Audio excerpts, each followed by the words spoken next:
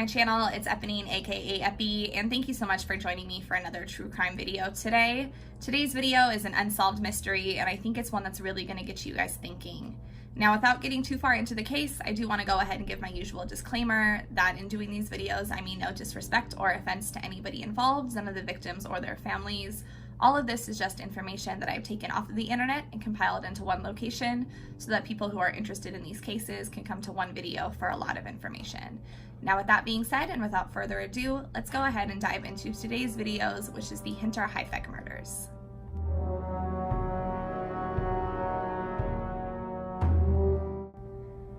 Now, in 1922, there was a family who lived in a farm known as Hinterhaifeck, and they were a 5-person family consisting of Andreas and Cecilia Gruber, their daughter Victoria, and then Victoria's 2 children, Cecilia and Joseph.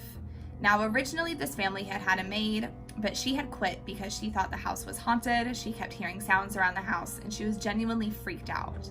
Now, not too long after this maid quit because of the haunting, some strange things started happening at the Hinterhaifeck farm. Originally, there was a set of footprints that were leading from the woods into the house, but there was no footprints leading back, which made Andreas Gruber really sketched out, but he wasn't sketched out enough to call the police. Now, around the same time, a set of keys had gone missing from the house, as well as a random newspaper had appeared, and Joseph hadn't ordered for this newspaper, nobody else in the family had ordered for this newspaper, and nobody knew exactly where it came from. And as all this was happening, at nighttime, the family thought that they could hear footsteps in the attic, but every time Andreas went and searched, there was nothing that he could find, and there was nobody in the house. But there was so much weird things happening that the whole family was kind of on alert.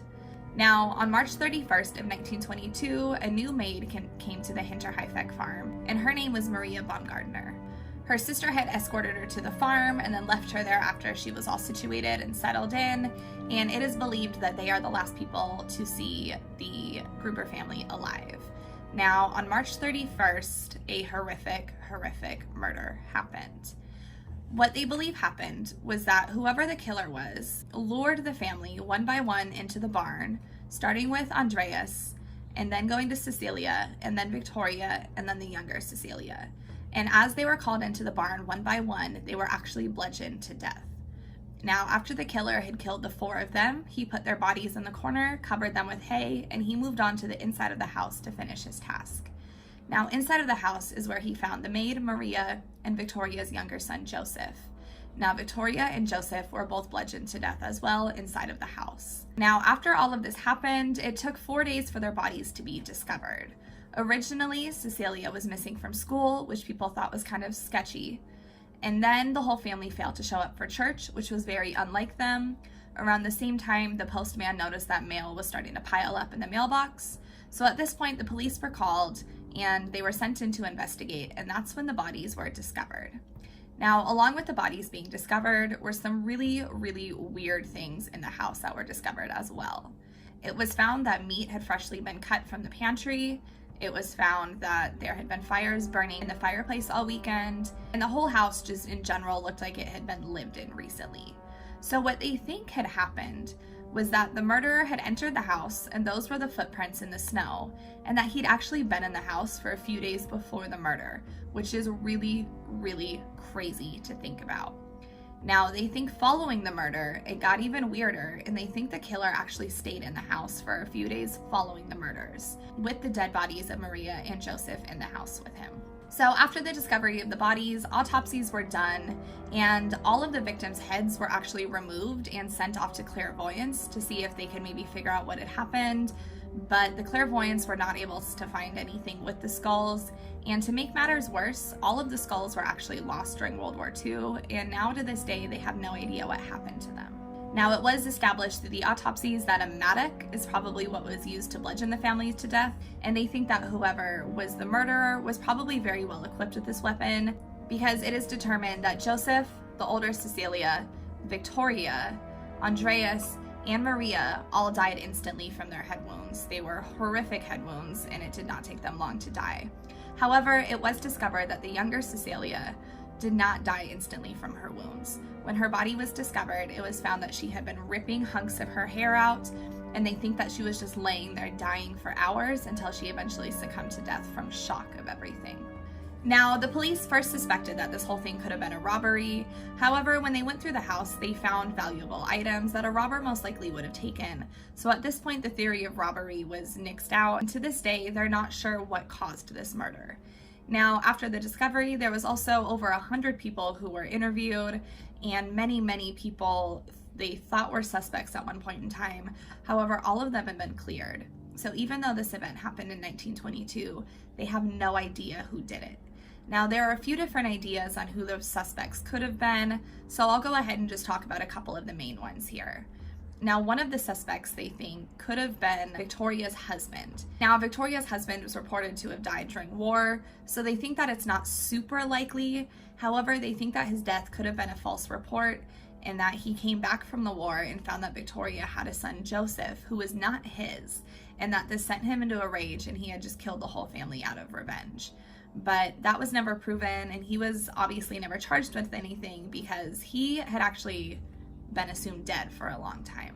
Now, another main person who they think could have done this murder was one of Victoria's exes. Now, her and him had an okay relationship until Andreas got involved, and then they think things could have gone sour. Now, Andreas and Victoria's past was pretty rocky. They had actually been accused of incestual relationships and had both served time in jail for this. And there was rumors that Joseph was actually Andreas and Victoria's son, and he was a product of incest. And it's believed that this could have been a big deal, whether to the ex-fiance or just to somebody else, and that this could have been the reason for the murder also. But honestly, they're just not sure.